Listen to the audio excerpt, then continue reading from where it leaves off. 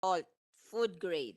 In 2021, it was reported that we only produced 7% of our salt requirements and imported 93%, which is 550,000 metric tons. So if 600.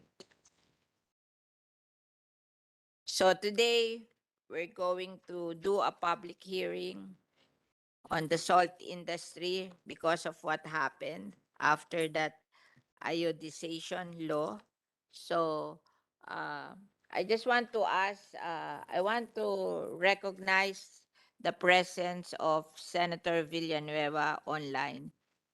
He wants to make an opening statement. We recognize Senator Villanueva. Thank you, Madam Chair. Thank you very much to our esteemed colleagues, Senator Padilla, Senator Bongo, Senator Nancy.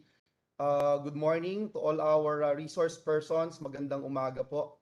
Nagpapasalamat po tayo sa ating chairperson, sa ating Mama Bear Principal, Senator Villar, for and this committee sa kanyang pangunguna sa mahalagang pagdinig na ito na mabigyang pansin at upang mabigyang linaw at agarang tugunan ang krisis na kinakaharap ng industriya ng asin.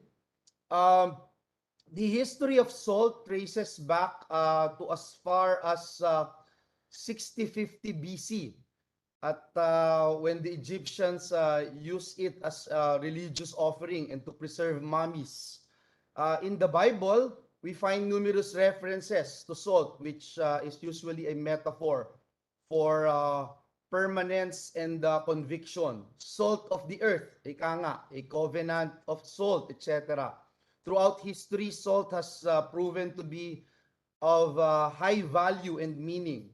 In fact, the word salary comes from the Latin word sal for salt, since it was used in ancient Rome as payment. In present day setting, salt has over 14,000 uses, and it is an important raw material to produce a great number of products and chemicals. We say all this to emphasize that indeed salt has been and remains to be one of the most important commodities in the world.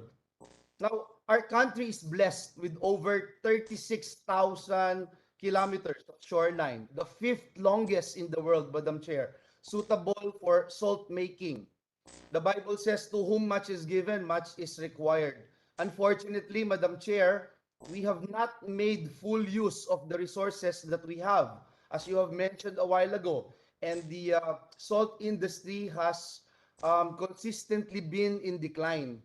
It baffles me, Madam Chair, that the Philippines, an agricultural country with shorelines that stretch for thousands of kilometers, would import 36, 90, 93% of our total salt requirements. 93% po ng salt requirements natin, ini-import po natin. Nakakalungkot po ito, sobrang nakakalungkot. Parang sinabi niyo ho, yung Iceland, nag-i-import ng yelo. In 2021, Madam Chair, our salt exports amounted to only $213,740 US dollars po ito. Meanwhile, sa Singapore po, which has a coastline area of only 193 kilometers or a mere 0.5% of our coastline area, was able to even export about 21.2 million US dollars worth of salt in the same year, Madam Chair. We have an enormous, untapped, and neglected resource that could change the lives of about 60% of our total population who live in coastline zones. Aside from the urgency of addressing the needs of the industry, it is also significant to this representation, Madam Chair, since our home province of Bulacan is the third largest producer of salt, next to Pangasinan. Yung Pangasinan po is asin din po yan, pang-asinan, and Occidental Mindoro.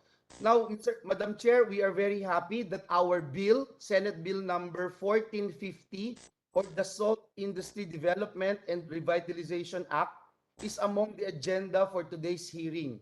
Our bill seeks to revive the salt industry, our local salt industry, increase the productivity and income of local salt producers, preserve our local and traditional production techniques, and promote Philippine um, artisanal salt, among others. So we look forward, Madam Chair, to hearing from our resource persons. And again, thank you so much, Senator Villar, dear colleagues, and we hope that we'll be able to pass and support this measure as we all continue to work with our Madam Chairperson,